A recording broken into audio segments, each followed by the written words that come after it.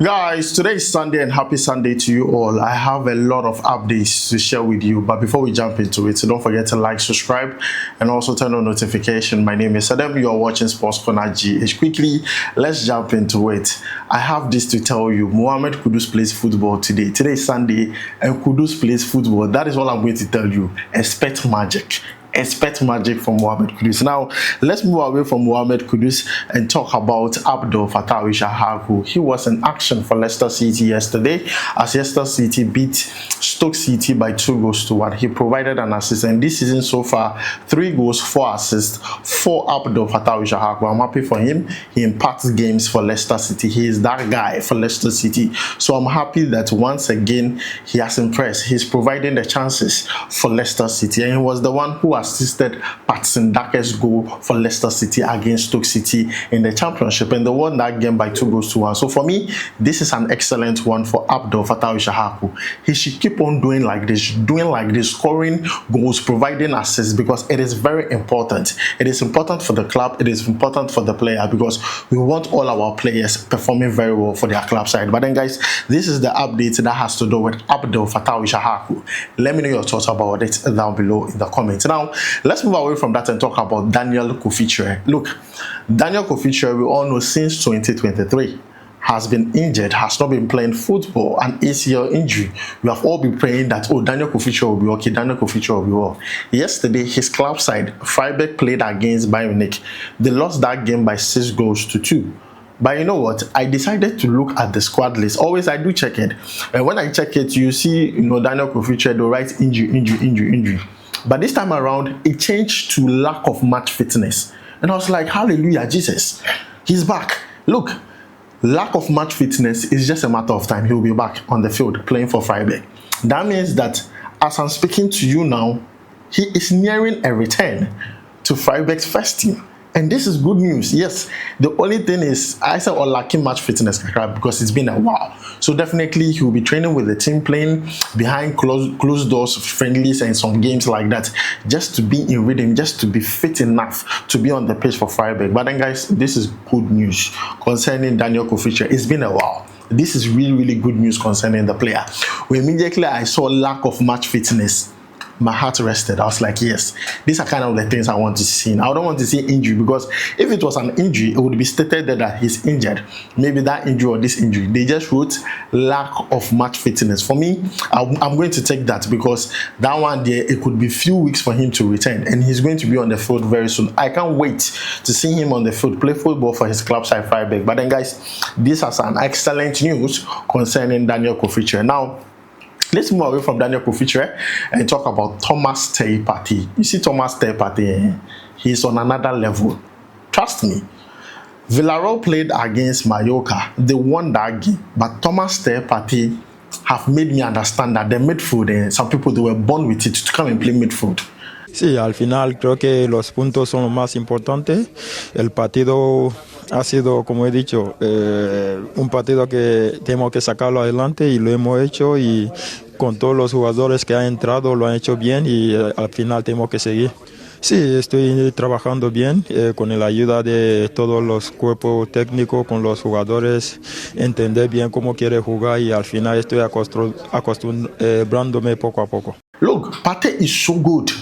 He was rated 7.6 in that game. He played only 63 minutes. But what Partey did in that game, I was like, hey, Partey is so good. Look, we have a very good player on our hands. And sometimes I look at the way he plays for Villarreal, I'm like, hey, imagine this Partey is still with Arsenal. Like Arsenal, the oduro, they are gone. But then looking at how he's performing for Villarreal, I love it. Currently, momentarily, Villarreal sits third on the Spanish La Liga table. But then Thomas Partey's influence in that team, oh, is unmatched. It is so good, and I like the way he plays. Yesterday was one of those games that you see Thomas Partey in his element. Yeah, you see Thomas Partey in his element. He was press resistance, he was passing the ball well, he was handling the midfield. Like, who is this guy? He's aging and playing so well. Like, experience has become part of his play, and I'm very happy for Thomas Partey. But then guys, from the way he performed yesterday, if I don't talk about him, it will be very painful because yes, he did not score, he did not provide an assist, but then he was influential both on the ball and off the ball for Villarreal. And currently, where Villarreal sits on the Spanish La Liga table, I think some of the thanks should go to Thomas Partey. He has made the team way better than it looked last season. So guys, this is the update that has to do with Thomas Partey, who was rated 7.6 when he played for Villarreal against Real Mallorca. Now, let's move away from that and talk about Antoine Semenyo. See, Semenyo is an excellent player, and I know that a lot of people criticize him quite of late because he left team camp, proposed to the girlfriend. The GFA said he was injured. The Bournemouth coach also said he was injured. And yesterday, when Bournemouth played against West Ham, he was not in the game. He did not play. Now, that alone put a lot of matters at rest, which is fine. But then Bournemouth went ahead to play 2-2 against West Ham. West Ham were leading by 2-0, but later Bournemouth catched up and they did everything very, very well. So without Antoine Semenyo, they were getting the job done. That's one thing I like about Bournemouth. It's like a system team. If one player is not there, the system still keeps on moving. So I'm just happy about that. Things are still intact as they should be. But then the reason why I'm talking about Semenyo in this context is because of Liverpool. What Liverpool did yesterday, you are playing at home. At home, you made Nottingham Forest score you 3. Up to now, I can't recover. Like Charlie, I'm speaking as a bet entrepreneur. I'm also speaking as a person who watched the EPL. For a team to be playing at home and play like this, Liverpool. Now, this is the same Liverpool that are interested in Semenyo. And after watching them yesterday, you know, like I was saying, Semenyo goes into this team and starts. I'm telling you, Semenyo goes to Liverpool and starts. Looking at how they played, right now, if you go on the street, they are calling Issakaba. They are calling Konate Kukunte. Like, Charlie, it'd be crazy. Liverpool really disappointed yesterday, and I looked at the way they played and I'm like, Semenyo goes into this team and makes a huge impact, start games for Liverpool because they need some reinforcement, and definitely it's going to come in January. Looking at how things are going, they are going to bring in Semenyo. They are going to do everything in their power to bring in Semenyo because as much as the forward is lacking, the defense too, is it Ancelot's fault or is it the new players that have not really integrated into the team well? But currently, it looks like Semenyo going to this team would be their saving grace because he goes into that team, starts and performs very well for Liverpool. But then, guys, this is the update that has to do with Semenyo. He missed Bournemouth's game, but then Liverpool that he's been linked to are also not doing pretty much very well. But I believe he goes to that team and does very well there. So, guys, let me know your thoughts about it down below in the comments. Now, let's move away from all this and go straight to Barcelona. Let's go to Barcelona. I want to talk about the 3 Ghanaian players who play for Barcelona very, very quickly. Now, I want to begin with, first of all, Hafiz Gariba, performing very well. He's playing regularly for, you know, the Barca youth side or the juvenile A. He's doing very well there, and I'm happy for the player. I think their last game he was on the bench. So, for me, even though he does not start games, not always, sometimes, most of the times he starts. You understand? But the last game, and I saw the starting lineup, he was on the bench.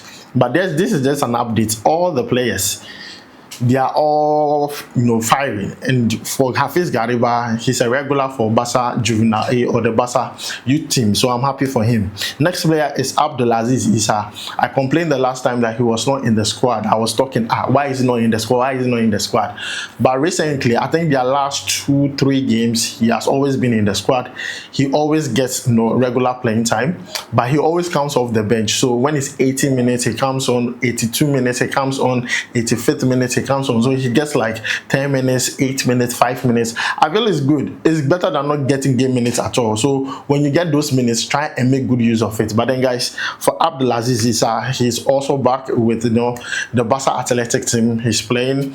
They are playing very, very well. He's in the same team with David Oduro. David Oduro is a regular now. I think last 2 or 3 games he got injured, he did not play, was not even in the match day squad, but now he is back. Yes, he is back for Barca Athletic. Yes, David Oduro is back. And if you take a look at their traveling squad, the squad that is going to play their next game, David Oduro is in there, Abdul Issah is also there. So this is good news for these 2 Ghanaian players who play for Barca Athletic. And for Hafiz Gariba, he plays for Barca's youth team called Barca Juvenile A. So they play different teams, but it's still the same Barcelona. And this is the update that has to do with these 3 players. Now let's move away from that and talk about the last update that has to do with Ibrahim Sulemana. Ibrahim Sulemana Sulemana is on loan from Atalanta and currently plays at Bologna.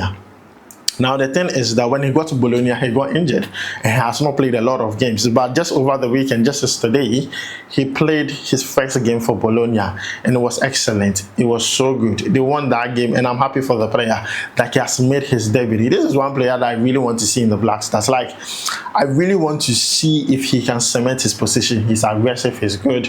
He knows how to pass. He's the kind of player you would want in your midfield who is gariba, you understand? So Ibrahim Sulemana is back. I'm happy. He made his debut for Bologna, a very good one in my own opinion.